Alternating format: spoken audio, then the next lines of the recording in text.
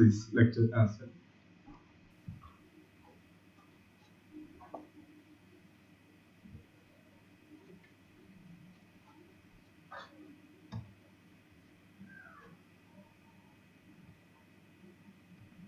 Good morning. Thank you, Kanchana, for kind introduction. And then I express my sincere gratitude to the President and the Council of the KSM for inviting me to deliver this lecture, a timely topic, in fact, discussing on our economic and difficult situation in the country, and you will realize as you will see more and more patients with anemia in future as well. But I mean, you know about anemia. It's one might think what should be discussed in anemia, but just it's a sharing of experience with you with regard to anemia. What sort of things we could do to improve our care on patients with anemia. So is anemia a serious public health problem? Yes, because WHO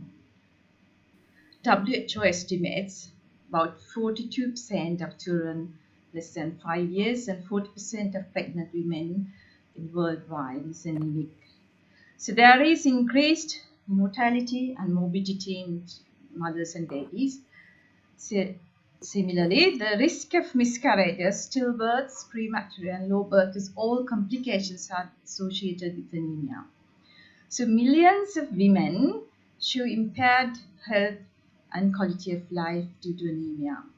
So the generations of children show impaired development and learning.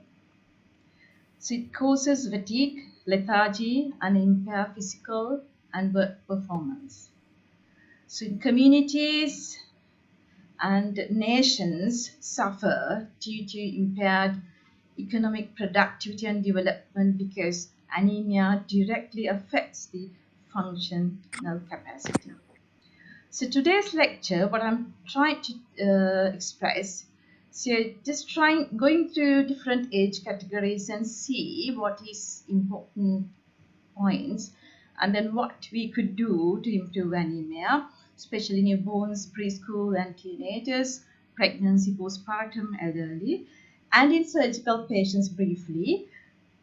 Also, time to time paying attention on the importance of diagnosing anemia early, as well as cost-effective ways of diagnosing anemia, like whether to do a whole lot of investigations or what we could do to diagnose them, and some important tips in managing anemia. So this is prevalence of anemia in general population in the worldwide. As you see, 50% of patients are iron deficiency, and 42% accounts for anemia of chronic disease. So all other anemias accounts for very small percentages. Therefore, my lecture today will be basically based on iron deficiency, but I will touch upon anemia of chronic disease as well, just to complete that. So this is from figures from WHO, although a bit older, but just if you see the developing countries, you will see that the percentages in children and pregnant women are accounting for nearly 50%. Similarly, if you see, even in elderly people, it accounts for about nearly, let's say, 45%. So it's quite important that we know the risk groups of iron deficiency particularly. And it is iron deficiency, so we need to know the risk groups and then the ways to treat them. So what is the role of iron as a mineral? I know the medical students are there, but I'm not going to discuss in detail. But we know the hemoglobin molecule has 4 heme ions which contain 1 iron atom each. So in iron deficiency, what will happen is the hemoglobin content will be low, causing anemia. So that will give rise to impairing the capacity of blood to transport oxygen around the body. So is your patient anemic? So we need to know what are the cutoff levels for each age categories. Because this might prevent unnecessary investigations on your patient, but I'm not telling that to wait until you reach the cutoff value of the lower limit of the patient, because you need to act before it. So the birth, you have a higher level of hemoglobin, but 2 months see the physiological drop in hemoglobin. But after that, in adults, males and females, the cutoff value for hemoglobin is 13 for men and 12 for female. So even though we don't have our figures for Sri Lanka, but it doesn't matter, because if the thing is not to make your patient to drop their hemoglobins below this level. So it is basically going through this WHO cutoff is no harm unless you're trying and giving blood transfusion to attain hemoglobin to this level is not recommended, but to act fast to find out what the cause for anemia and then to start treatment for anemia. Then in pregnancy, again, there's a physiological drop in hemoglobin. As you see, the first trimester cutoff is 11, and the second trimester 10.5, third trimester 10 or 10.5. So I'm just showing some 4 clinical cases, but along the way, you will realize how you treat for these patients or how you investigate these patients. First is a 14-year-old girl with fatigue, and you see the anemia is severe, HB is 6.5 with hyperchromic microcytic indices. The second case is a 32-year-old pregnant mother with a POA of 28 weeks, again hyperchromic microcytic anemia. Then the last 2 cases of elderly patients. One is 76-year-old patient with ischemic heart disease and diabetes. The other one doesn't give such history, but then fatigue, but alteration of bowel habit. So along the lecture, you can find answers, and students might ask questions from you. How would you plan to manage these patients? So anemia of newborn, just to touch on few areas. I might be thinking these, some of you from the pediatric boards as well. So the anemia in newborns could be due to, differential diagnosis would be few. Bleeding could be hemolytic disease of newborn, iron deficiency, and then congenital anemias. So they might not be pale, but they might show some jaundice at birth. So the pathological jaundice we say is within 72 hours, which could be due to HDN, hemolytic disease of newborn, right? Either due to ABO incompatibility or due to RH incompatibility. So just to need monitoring of this, particularly if the mother is being discharged a bit early.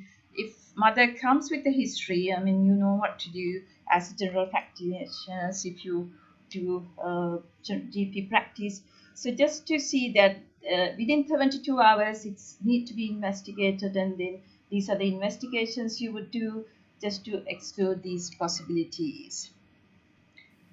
So anemia in infancy and childhood, particularly iron deficiency, is the most common type, because the one thing is, effects of iron deficiency is very severe on children. Severe anemia is associated with increased child mortality because they may show increased risk for sepsis.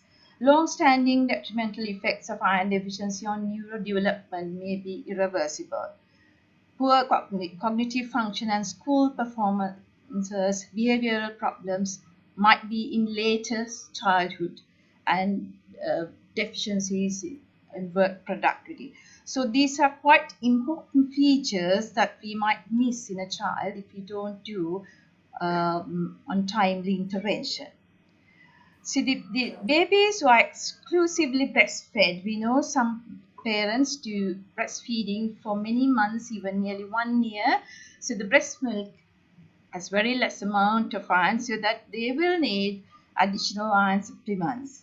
Same time, preterm infants, because the last 3 months or the last trimester, the baby gets iron stores developed in the body. But if it's a preterm baby, it's likely to develop iron deficiency early. So it's the starting of iron treatment is worth.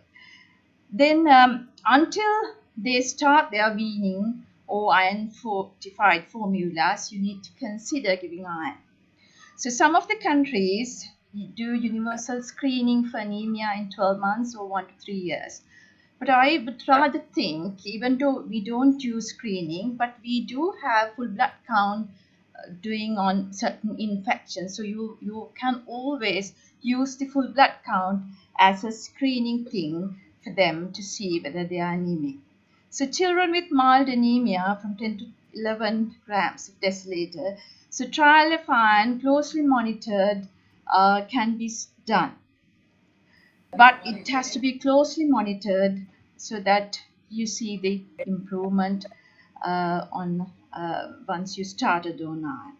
So the iron tablets and syrup is combined with usually folic acid, but giving vitamin C, we don't need to use tablets separately, but adding the fruit juice with the tablet will be helpful for them to rather than giving a separate tablet. So the iron deficiency in children, diagnosing early and prevention of iron deficiency is mandatory. I mean, when you see the effects on iron deficiency on children, so we need to act fast. So it's a primary health care doctors and GP practice who might need these babies, so you could start treating and not missing these babies, children. So use the maximum benefit of full blood count. So iron therapy and document the increase in hemoglobin. So if your patient doesn't show the satisfactory increase in hemoglobin in 1 month, say, then you need to think about whether to refer the patient to a clinic for further testing, or there can be refractory anemias, or just to see whether there is associated cytopenias or any atypical signs and symptoms. So then the further investigations can be done. So it is important to having a evidence-based guideline. Might be lacking in our country, but hopefully it will be very useful to have evidence-based guidelines. So some of the inherited bone marrow failures, as you see, that they are not only anemic, they will have some other either morphological abnormalities, or there can be neutropenic or thrombocytopenic, where you need to refer them for additional investigations. And then some of these malignancies will have some features like bleeding manifestations, so that quite atypical, so you will refer them for further testing. See, the other bone marrow failures, like whatever the differential diagnosis, will show some other cytopenias and more dysmorphic features which you need to refer. So this is iron deficiency in 2 stages. As you see, the stage 1 and stage 2. So that's in stage 1, the hemoglobin is normal, but it can be, like, say, figured out, or we can diagnose them by ferritin, where the ferritin is less and the transferrin saturation is less. But in stage 2, you will see that the drop in the hemoglobin as well. So iron deficiency occurs in the body before anemia develops. Therefore, if we can get these patients diagnosed early, you can start on treatment without waiting to see that their hemoglobin has dropped already. So how to suspect early from the history? So, I mean, this is quite easy, and it's just common sense. Take a brief history of whether the patient is having menorrhagia, pregnancies, recent delivery. If they have GI problems, like any symptoms and signs suggestive of GI problems, then bleeding from GI tract, and then the travel history, particularly poor sanitation. Then surgery on GI tract, there can be permanent surgeries done on GI tract which can affect the absorption. So there can be family history or personal history of bleeding disorders which might not be elicited if you don't ask. A patient might not say you. Then family history or personal history of colonic cancers. Then some people with multiple blood donations, they are being anemic. So just need to see if they are doing donations, just give some iron supplements to keep their hemoglobin up. And then some of the medications like NSAIDs and aspirin. So the history will be important to get some sense whether these patients will develop anemia in future. So some of these symptoms, if present in your patient, you need to again be alert. I mean, these are not specific symptoms because if you name any illness, those kind of symptoms can be there. But still, you need to think, could this be due to the anemia of patient? So apart from that, like this is quite characteristic in iron deficiency, the pica, that is eating non-edible things. So mostly in children. So if you ask, they will tell, otherwise they will not tell. They will think, the mothers will think that is some psychological abnormality. So they will eat salt or raw rice or sometimes, different things. So even soil. So therefore, ice cubes. Therefore, you need to just ask from the mother whether they have some such symptoms because it indicates iron deficiency. And then this is a restless leg syndrome, which is again might not be diagnosed adequately in our setup. So that is also due to iron deficiency, and it is some neurological defects as well. So therefore, once you treat it with iron, that will improve. So what to do when you see a patient with that kind of history, or when they have this kind of signs and symptoms? What do you think? You can come and sit in front. So they just go through the brief clinical history, just see the physical findings, and then what investigations would you do? So these are the investigations I have listed out, but not all investigations are needed in your patients. So let's see what we can do. So this is the commonest investigations that we do in day-to-day life to all patients, the full blood count. As you see, in a patient, what I'm looking is mainly for these red cell count and then the red cell indices, right? So the MCV, MCH, RBC count, and the MCHC. So those will tell us about anemia. I mean, what kind of anemia, or whether it's iron deficiency or any other thing, which comes as a differential diagnosis of iron deficiency. So just see these things, and we basically say there is a relationship of red cell count being multiplied by 3. We have to get roughly a hemoglobin value, and then hemoglobin multiplied by 3, the hematocrit. This is a rough estimation. But in iron deficiency, we could see this pattern nicely. But we know thalassemia trait, the red cell indices or the red cell count is relatively high. So that this rule of thumb, rule of 3 is not usually seen in thalassemias because their red cell count is relatively high to the degree of anemia. Therefore, if you are looking at a full blood count and starting treatment, particularly in this time period where the patients are unable to spend for investigations, so this is sometimes helpful. So this relationship is maintained in iron deficiency. As you see here, the red cell count is low, but in thalassemia trait, it's not maintained. So other investigations, what we commonly write as iron studies, the ferritin, serum iron, total iron binding capacity, and transferrin saturation, not required in everybody. So the ferritin is quite useful in certain setups. I mean, in a anemia or pure iron deficiency anemia or simple iron deficiency anemia, the ferritin is adequate. But the problem is, if your patient is having some sort of infection or inflammation, the ferritin will be falsely elevated. Therefore, bearing that in mind, if you're requesting ferritin, and if you, like say, really want to know what the ferritin is, then you should see what the ESR and the CRP at that time. So in pregnancy, again, the ferritin is the test to diagnose iron deficiency. Otherwise, these proteins get changed due to pregnancy effects. Therefore, these all are not necessary in a single patient.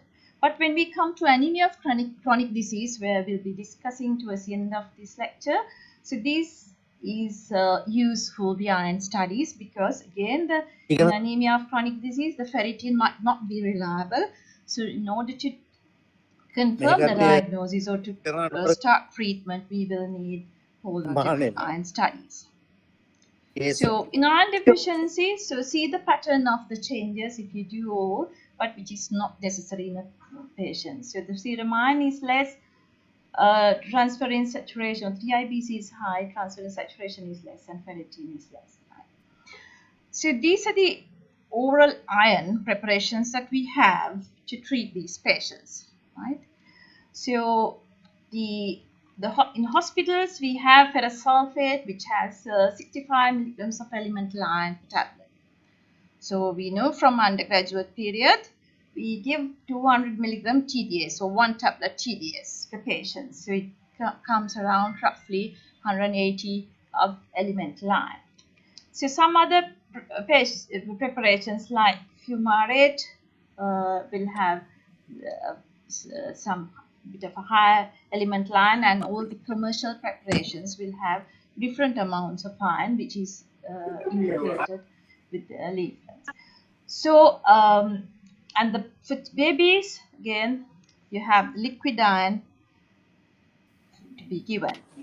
So these are the iron containing food, which is again, I mean, if you look around our country, you will find most of them.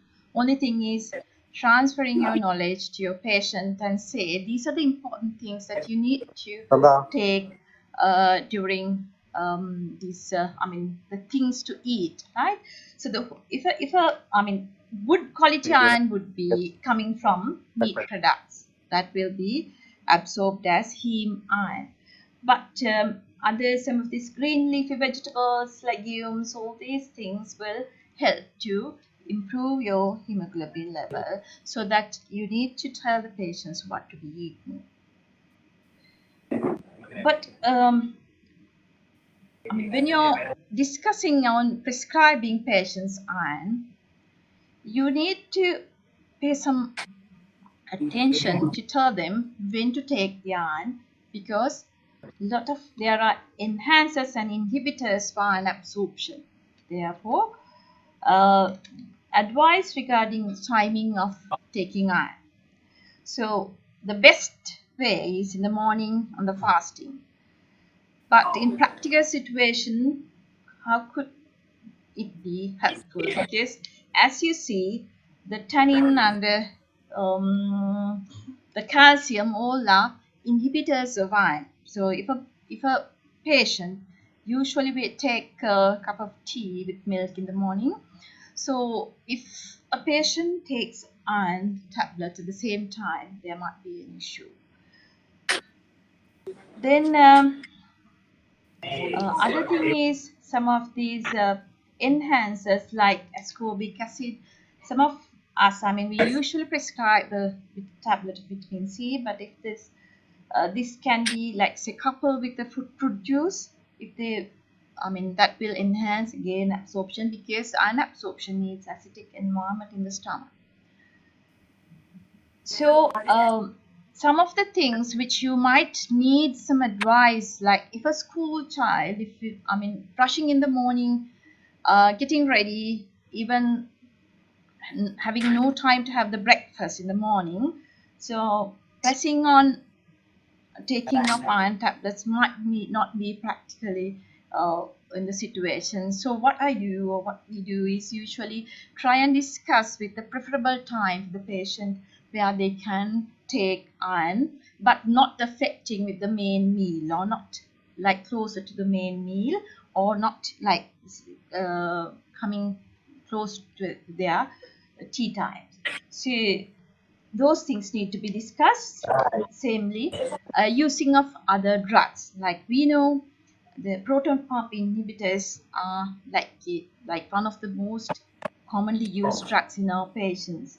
So that if you take combinedly this iron with these drugs, the absorption would be poor because of the not having the acidic environment. So that you can, like, say, tell them when to take proton pump inhibitors and when to take iron. So that kind of advice is needed for your patient according to their pattern of life or the lifestyle. So the side effects to iron treatment is quite common. Almost all are GI side effects. So dealing with side effects is important, because otherwise you will prescribe iron, but they will not take.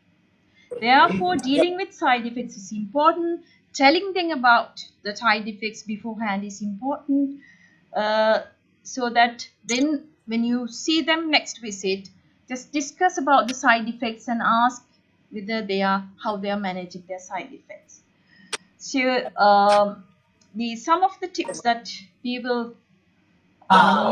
we can use is they just ask what the side effects are, and then if they really cannot take iron due to GI side effects, you might start with a smaller dose, or you might use it every other day. Even this is recommended in pregnancy as well now, because so much of side effects, people do not take iron, so the compliance is very poor. Therefore, that if either using smaller doses or using every other day is recommended, rather than not taking iron.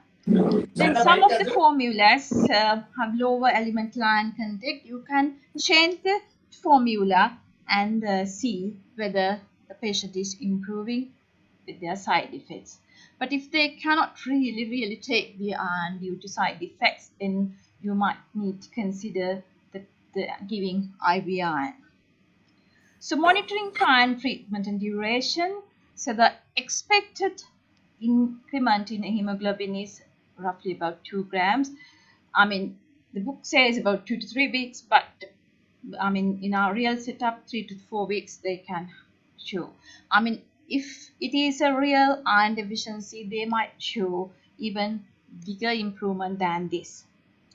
So treatment with oral iron is recommended for 3 months after normalization of HB to replenish stores, because if you stop halfway, or if you stop iron thinking that the patient will get iron overload, you will be in failure, because next 3 months the patient will again develop iron deficiency. So you need to make sure when the patient is within the limits of their target limit in the HB, then you need to give another 3 months of iron to replenish stores. Right. Then, so this will approximately take about 6 months to complete iron treatment. And then you need to follow them up. If you stop iron, just need to follow them up and see whether they are maintaining their hemoglobin level, because when you stop, again they might drop their hemoglobin. So the treatment with IV iron, it will be single dose or multiple doses, and then you just need to follow them up. So if the patients show inadequate response, what to do? So just see the compliance, whether they are taking iron, because you will prescribe and they might be not taken due to side effects. So deal with the side effects. So type of preparation is very important. So some of the enteric-coated tablets are there, but slow-release tablets are there. They might pass the duodenum when the drug is open, so they might not be very useful. So the poor absorption might be another cause. So just see whether the patient is having some form of autoimmune gastritis or celiac disease or H. pylori infection. Treat them. And then other causes of anemia in addition to iron deficiency. So some of them have mixed deficiency or the nutritional deficiencies. We need B12 and folate as an additional thing as a treatment uses. And then there can be ongoing bleeding which could be occult. So you need to see, or is your diagnosis correct? So the differential diagnosis for hyperchromic macrocytic anemia, we know the common things in our setup is thalassemia trait with iron deficiency. So we live in a place where thalassemia belt is there. So what is thalassemia? Students might knowing. If you have done your hematology and the clinical patients, so that it is usually we have the balanced alpha and beta chain production. But if the one of the globin chain is affected, that is called thalassemia with a normal structure. But with the abnormal structure, there can be HBE, D, or skeletal thalassemia. So clinical syndromes are there can be thalassemia, transfusion dependent thalassemia or thalassemia major, non-transfusion dependent thalassemia or thalassemia intermedia, or thalassemia traits. So the other two categories will be anyhow coming to the hospital, but these thalassemia traits might stay in the population without knowing that they are being thalassemic traits, and importantly they can coexist with iron deficiency. So here it is important to see follow the rule which we discussed earlier. See whether the red cell count is going to the degree of anemia or degree of HB. So if not, to just try and get a ferritin done. Again, if the patient say that I can't do, the ferritin is not available in hospital setup as well. So then what to do? If the patient hasn't taken iron for last at least a reasonable period, then you can just try and give iron for 3 months and see. But you shouldn't continue iron for more than 3 months, because even though they might be iron deficient, there's a risk of iron load. Therefore, you shouldn't do any further continuation of. You should get the other investigations as possible, as depending on the circumstances where they can spend their money. So just again a reminder, please do the genetic counseling when you see a thalassemic trait patients, because we have to eliminate this disease from the country. So just if you're a thalassemic carrier, the patient, just ask them to marry a person with a green card. So coming back to pregnancy, so pregnancy again is affected by iron deficiency. So the physiological drop in hemoglobin, because the blood volume increases than the red cell volume. Therefore, we see that the physiological drop in HB, but still you have to see whether the mother has even the lower limit of hemoglobin. So there are various effects on iron deficiency in pregnancy, which you can read. I'm not going to, because now the mother is being with us or during the pregnancy, unless, like say, defaulted clinic follow-up.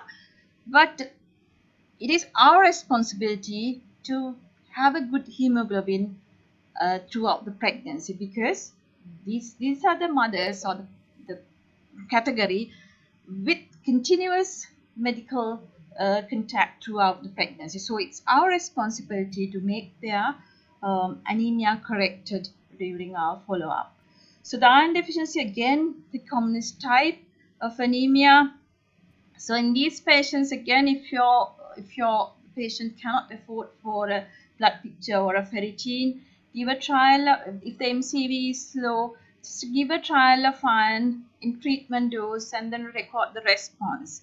If an inadequate response, just try and get the blood picture and the ferritin done, because there are coexistent of thalassemia trait. So if the ferritin is 30 or less than 30, it's definitely iron deficiency. So you need to treat with the iron treatment. So giving, I have seen and I have heard giving iron double dose on the same time. So you need to, like say, spread that, because iron absorption is about 10%. So I mean, if you give a large amount of iron at the same dose or the same as a single dose, it might affect the side effects, and it might not have the adequate increment of iron as you expect. So the oral iron versus IV iron, in particularly postpartum period, it is also quite important, the period, but we might be neglecting that period. But it is really important to keep the quality of life in the mother, because she has to do a lot of things with the baby and the family. Therefore, the continuing of iron treatment is essential. But in if the compliance is low, or if there is any other indication for iron treatment, we can consider parenteral iron in these mothers, particularly second or third trimester or postpartum period. As you see, this is taken from a study that see the rapid increment in iron when you start on parenteral iron. So just touching a few slides on anemia of chronic disease, which is again a problem in our setup, particularly paying attention how to optimize the iron and the management of anemia of chronic disease. So the anemia of chronic disease is anemia when it's associated with other form of systemic diseases like infections, chronic infections, cancer, and endocrine disorder, whatever the NCDs that patient has, and then particularly the renal disease, chronic renal disease. So the pathophysiology here is there could be a normal erythropoietin level so low, like in CKD. Here, iron is may present in the body, but it is not utilized effectively. So what we call as a functional iron deficiency, not like absolute iron deficiency in iron deficiency anemia. Here you get the functional iron deficiency. In addition, there can be mild hemolytic component as well. So what are the effects of anemia on the cardiovascular system? As you know, these effects could be vicious, where you need to correct anemia, otherwise you will end up in cardiac failure as a whole cycle, or anemia, CKD, and cardiac failure. So all these are vicious cycle. If you don't break this will go on. So the way to break is to treat anemia effectively. This is again a study that shows the mortality associated with anemia who are having good HP, and then the patients who are being anemic, their mortality rate. Right, just to show the absorption of iron in the body, it's a duodenum, and then the iron is taken by transferrin and then deposited in various organs, and then is given to the bone marrow when it's necessary. But again, this is the cross section of iron, showing iron absorption, so that food rich in heme iron will be absorbed directly, whereas the other iron, non-heme iron, which is present in vegetables, will be absorbed not directly. So what I'm trying to show here is the main regulator of iron absorption is hepcidin, where we need to consider in in anemia of chronic disease. So the hepcidin is the one which blocks iron release from the gut epithelial cells, as well as the other areas where iron is stored. So hepcidin is increased in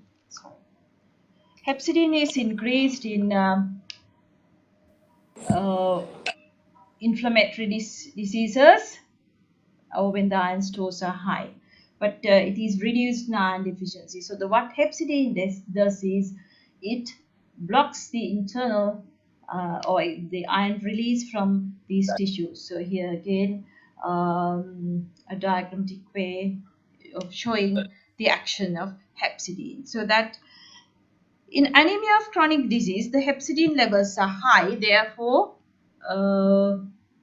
we have to treat these patients in a different way, because even though we give any iron for these patients, as you see here, the hepcidin will block the iron absorption from the gut.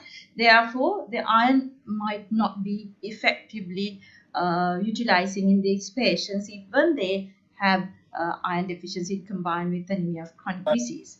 So here you see iron status with inflammation. We have discussed these two with iron deficiency, but here it's a functional iron deficiency where the body has enough iron stores, but they are unable to release iron because of the action of hepcidin. So here the iron status levels in anemia of chronic disease, see that this is where you need full iron studies to diagnose anemia on these patients, because some of these patients will have coexisting iron deficiency with anemia of chronic disease. So in such case, the transfusion saturation will be low or less than 20%, because we cannot go by the ferritin because of the inflammation.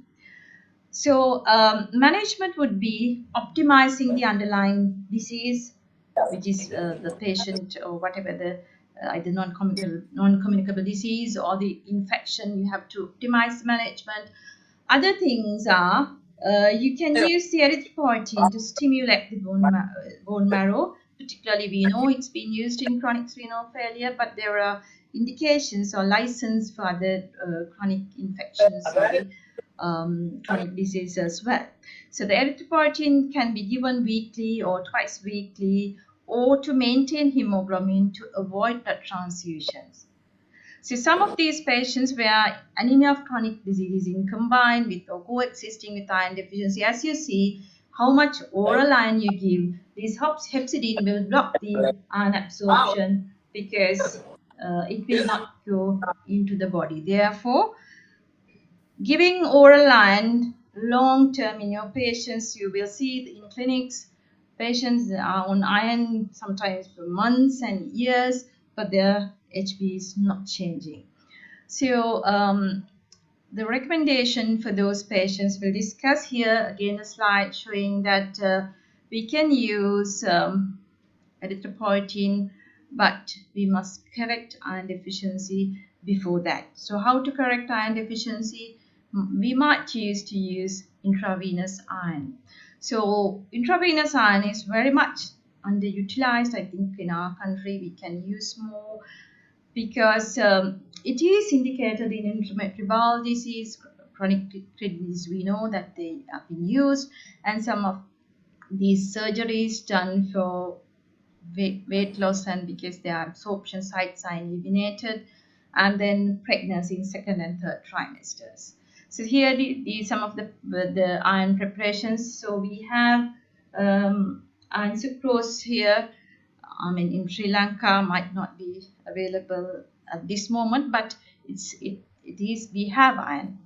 So some of the side effects to iron could be side effects at the site of the given site, and then the systemic side effects. I mean, iron can cause anaphylaxis. So therefore, if you are giving iron, you have to have the facilities to manage anaphylaxis. But most of the iron in the today's parenteral iron is with less side effects, but still you have to have, or you have to be ready if this patient develops anaphylaxis to manage it. Then the use of erythropoietin is quite encouraging in these patients. If there is no contraindication, you can use minimum doses of erythropoietin, like say even twice a week, just to manage their hemoglobin, where they don't need transfusions.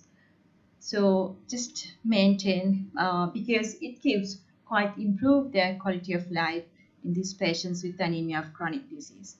So anemia in elderly, I mean, at one stage I also thought that if a patient is 70 years, 80 years, having a hemoglobin of 9 or 10 would be adequate for them. I mean, they are elderly. But I'm not longer thinking on that pattern, because if you improve anemia, their quality of life is very much better than they are anemic. So we have to try and improve. The anemia in elderly is quite multifactorial. So it could be a mix of anemia of chronic disease, mixed deficiency. There can be occult bleeding. There can be bone marrow pathologies like myelodysplasia. So identify the cause as much as possible by history and examination. And then you need to give iron preparations quite carefully, because elderly, they are quite constipated. So if they are constipated, there's a risk of bleeding again with hemorrhoids and worsening of hemorrhoids. You just need to be careful with the iron. Then parenteral B12 is quite important, because even though they can take orally, they might have absorption defects with the elderly. So it's quite used to give parenteral B12. If they have neurological signs, definitely you need to give parenteral B12. So place for blood transfusion for the management of anemia, which is again a timely topic. We have a lot of, this is life-saving. Blood is life-saving today. So you know how people, the people are becoming more anemic, having the situation like in the economic situation. The other hand, blood banks face difficulties in finding the kits for testing transmitted infections. So they have limited resources. So they are warning us, use blood in an effective way. So iron deficiency is not a condition to treat with blood. So this is life-saving. So what are the indications for blood transfusion? If a patient is having active bleeding, having severe anemia, yes. But iron deficiency, you can wait till the patient drops his or her hemoglobin to very severe level and then say that it is indicated. But what our aim and attempt should be to prevent people with iron deficiency falling into that severe category. So we might catch them early and treat them with iron preparations. So blood transfusion is life-saving. So each unit will give roughly about 1 gram per deciliter, but the side effects like transfusion-associated cardiac overdose is high with particularly elderly and children. So you need to go with their body weight. Right. So the blood transfusion is reserved for patients with chest anemia, with chest pain, shortness of breath, and more in extreme circumstances only. So that you need to individualize your patient and go through your patient's history and decide honestly whether the patient needs blood transfusion. So these are the side effects of blood transfusion, and we never tell the patient that these are the side effects of the patient, but we know. So these are, you cannot predict, so that the anaphylaxis kind of reaction. So it is how rational to treat blood transfusion with iron deficiency anemia is up to you to decide. Treat your iron deficiency patients early. So this is again some of the transfusion strategies for upper GI bleeds. So this is a study which they show restrictive and liberal blood transfusion, where restrictive limited blood transfusion with a HB of 7, maintaining 7 to 9, and liberal blood transfusion having a higher HB level. And you see the effects where the mortality associated with liberal blood transfusion. So all these things will direct us to say blood transfusion should be selected only for the suitable patients.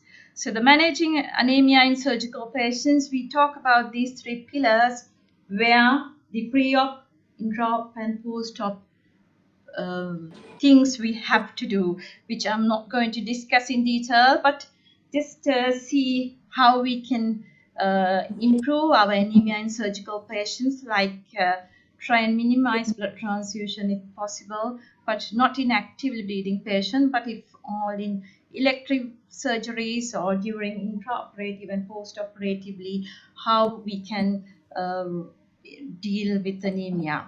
So coming back to the cases, so that I'm not going to discuss the answers, it's all individualized, but see that with my experience, so just about a young girl, school girl having HB of 6.5, we are not in a hurry to give a blood transfusion, because these children will nicely improve their hemoglobin if you treat with proper doses of iron and make sure that the patient is closely contact with you, and just check in 1 week and 2 weeks and see that how the hemoglobin improves. I mean, it's remarkably improvement in hemoglobin in children.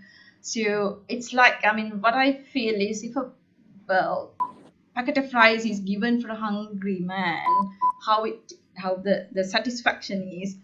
Likewise, these children are getting a very, very rapid improvement of hemoglobin with the oral iron. So these 32 years POA, 28 weeks, just work with the obstetrician and see whether if there is no any growth retardation, and you have some more time you can buy some more time to correct anemia. Just see whether without giving blood transfusion you can use iron and other things to, or the vitamins to improve anemia. So these two cases, so the anemia of chronic disease, and then this part B having altered bowel, might be having GIT blood losses.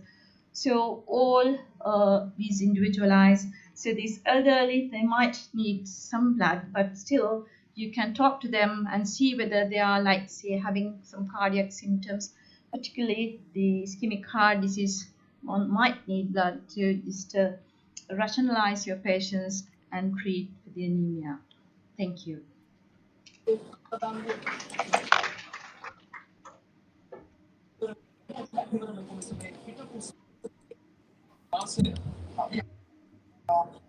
you, Dr. Manel, for that lecture.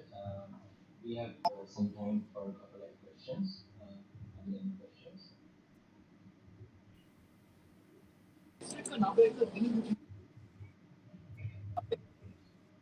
Seems like we have got no whole lecture, so seems like there are no questions.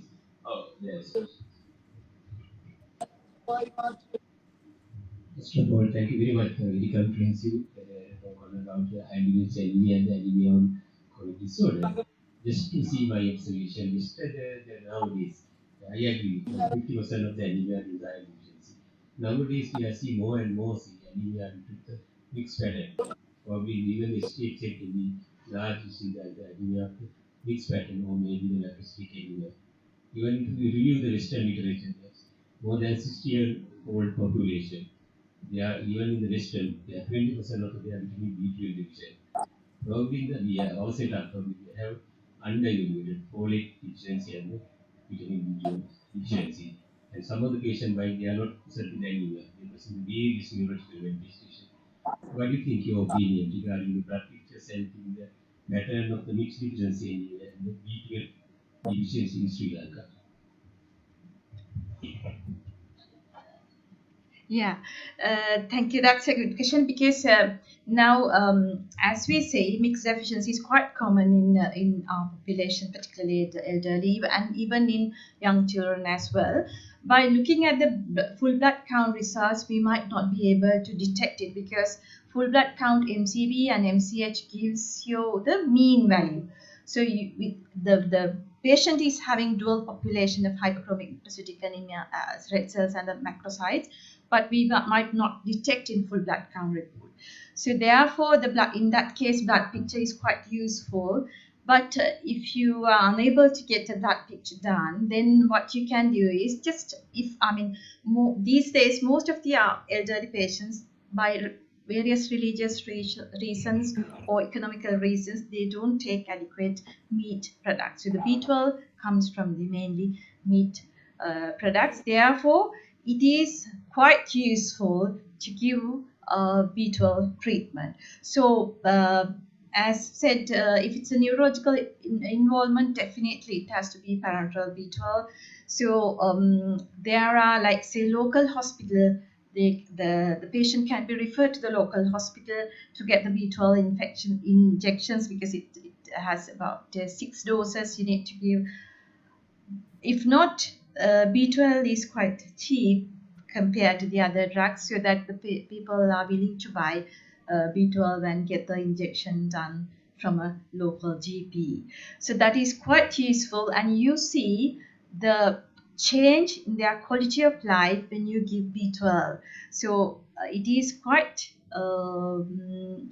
indicated, and I would say just go through the history and feel a sense that whether these patients might improve with B12, because ideally speaking, the B12 levels and the folate levels we are unable to do. So just giving a B12 is not a harm, but would do benefit for the patient. Therefore, B12, most of the patients we see are B12 deficients, particularly if they are, like, say, economically wealthy and the diet is perfect, but there might be problems in absorption with the elderly. Therefore, it is recommended, if they show some signs, it's recommended, because sometimes without anemia they can have B12 deficiency causing neurological signs and symptoms. Therefore, it is recommended in adults.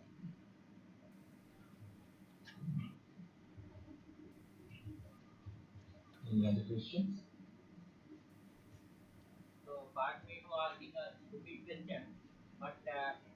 Any thoughts or any proven factors regarding this common symptom pickup? Yeah, you mean it's iron deficiency, associated with iron deficiency, or the I mean, there are patient could be psychiatric patient or all those things, but any reason why it's happening particularly? It is actually, I mean, what we say is, I mean, always there is a link between the iron level and the neurological symptoms, as we see in restless leg syndrome. So the pica is particularly, like, say, iron, seen in iron deficiency. I mean, if there is pica, we say it's iron deficiency. It's no more other investigations are needed, but definitely it's pica, because I mean, they might be eating, I mean, in psychiatric patients they might be having some sort of other features as well, but even in psychiatric patients, if they show the pica, it's definitely they have iron deficiency, because the way that we treat them, in 2 weeks time they become, they like, say, they improve, because now even, like, say, mothers, they say, I mean, they can't wait without eating this raw rice.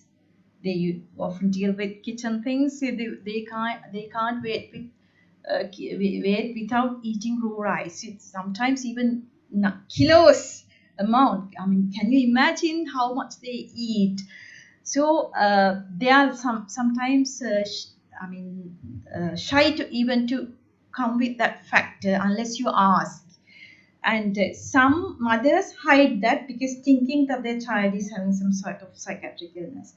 So unless you ask them, they will not tell. So, but if the pica is there, it is iron deficiency. I mean, for sure that will be improved, and then next visit they will come and happily say that they are not eating anymore, or they are now is very much reduced. So that is a bit about in 2 weeks time they will show the response.